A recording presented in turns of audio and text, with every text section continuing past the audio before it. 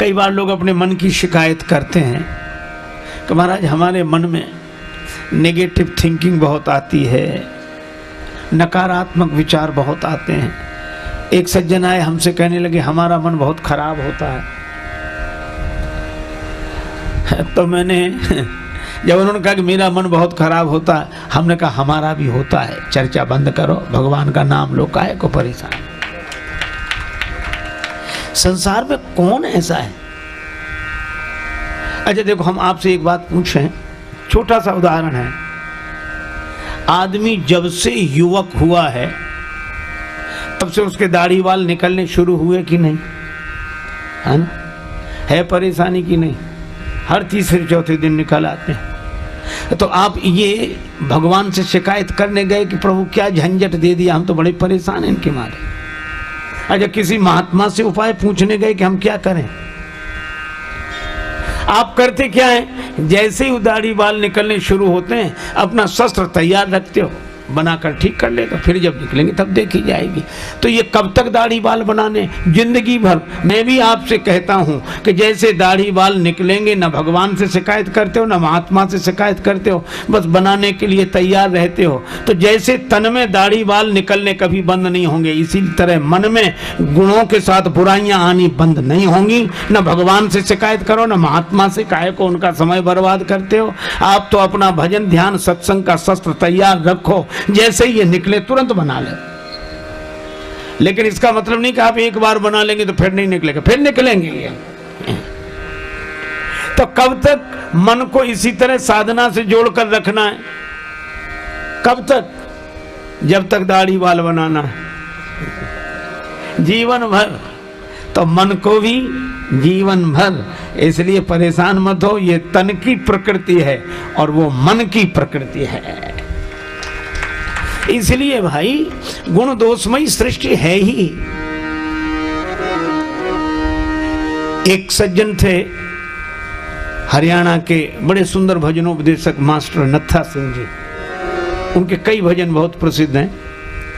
मुझे एक भजन किसी से सुनने को मिला था, एक आध पंक्ति उसकी याद है। वो कहते एक विधाता ही निर्दोष रहा, बाकी सब में कोई ना कोई दोष रहा, बाकी सब में कोई ना। यहां विधाता शब्द से ईश्वर समझना चाहिए। एक ईश्वर ही निर्दोष रहा, बाकी सब में कोई ना कोई दोष रहा, बाकी सब में कोई ना कोई दोष रहा।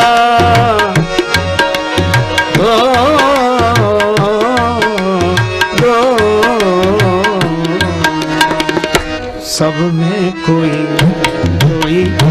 दोष रहा, बाकी सब में कोई ना।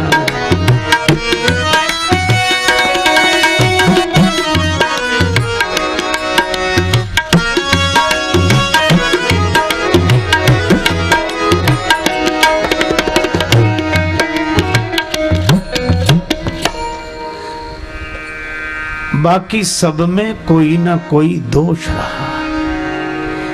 जल चेतन गुण दोष मय विश्व कीन करतार, संत हंस गुण गहाई पय परिहर बारी विकार। एक दिन कहा गया था जहां सुमति वहां कुमति, जहां कुमति वहां सुमति, जहां गुण वहां दोष, जहां दोष वहां गुण, जहां जड़ता वहीं चेतनता, और इसी तरह जहां सार वहीं संसार।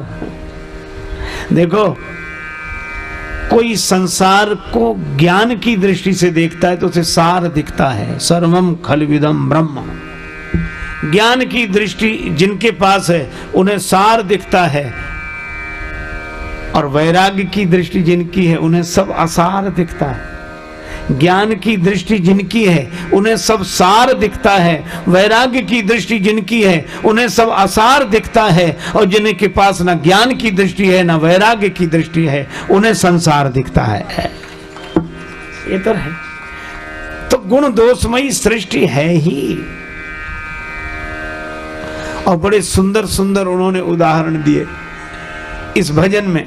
वे कहते हैं महाराज युधिष्ठिर जुआ खेल गए और यहां तक कि दांव पे लगा दिया द्रौपदी जी को, और धर्मराज कहलाते हैं। अच्छा, कई लोगों की ये बात गले नहीं उतरती, बहुत लोग तो प्रश्न भी करते हैं। एक सज्जन हमसे ही कह रहे थे कि महाराज युधिष्ठिर को आप धर्मराज मानते हो? हम उनका मानते क्या, वो हैं? और काहे कि धर्मराज हमें तो अच्छे आदमी भी नहीं लगते। ये अच्छे आदमी का लक्षण है जो जुआ खेल जाए और जुए में इतना भी होश ना रहे कि पत्नी को दांव पर लगा दे, उन्हें आप धर्मराज कहते हैं? हम तो धार्मिक तक नहीं मानते। और ऐसे तर्क देने वाले लोग हैं। तो मैंने उनसे एक ही बात कही कि आप ऐसे सोचो, कोई विद्यार्थी पढ़ रहा हो और 100 नंबर का पर्चा हो और उसके 80 नंबर आ जाएं तो फेल माना जाएगा कि पास? 16 पास माना जाएगा और अच्छे नंबरों से माना जाएगा। हमने कहा 20 नहीं है। बोले तो कोई बात नहीं, 80 तो हैं। बोले हाँ ये बात तो पास माना जाएगा। हमने कहा इसी तरह युधिष्ठिर जी तो धर्मराज हैं, वो 20 नंबर काट ले जितने में गड़बड़ी लगी हो तुम्हें। जो तुम्हें गलत लगता हो और जो गलत है तो उतने नंबर कम कर लो। मैं तो कहता हूं अवतार कोटि की विभूतियों को, महापुरुषों को भी जब देखो तो कुछ लोग हल्दी की गांठ पे पंसारी की दुकान खोलते हैं, एक दोष पर बाकी सब गुणों को नकार जाते हैं। यह गलत बात है। अरे आप उनके 20 नंबर कम देखो पर 80 तो देखो। इसी तरह मैं आपसे चर्चा कर रहा था कि मास्टर जी ने इस भजन में कहा कि युधिष्ठिर जी में भी दोष जुए का। महाराज भर्तहरि राज्य त्याग दिया, वन में विचरण करते थे, एकांत में रहकर वैराग्य राग रसिक हो गए, आत्मज्ञानी हो गए, भगवत भक्त हो गए, तपस्या में मन लग गया। चांदनी रात थी, जंगल का शांत वातावरण, अकेले भ्रमण कर रहे थे। एक चमकीली चीज रास्ते पे पड़ी हुई दिखाई दी, समझ लिया हीरा है। हाथ बढ़ाया उठाने के लिए, वो चमचम चमकता हुआ हीरा नहीं था, पान की पीक कोई थूक कर चला गया था। तो चांदनी रात में वैसी लग रही थी और जो बड़ी गिलानी हुई, कितना सब छोड़ने के बाद भी हीरे का लालच। तो भजन में कहा कि बोलो कहां का संतोष रहा। फिर ये कहा बाकी सब में कोई ना कोई दोष रहा, लेकिन अंत में बड़ी अच्छी बात कही, मैंने भी आपको ये वचन सुनाए और सभी के दोष गिनाए, तो मैं भी कहां का निर्दोष रहा।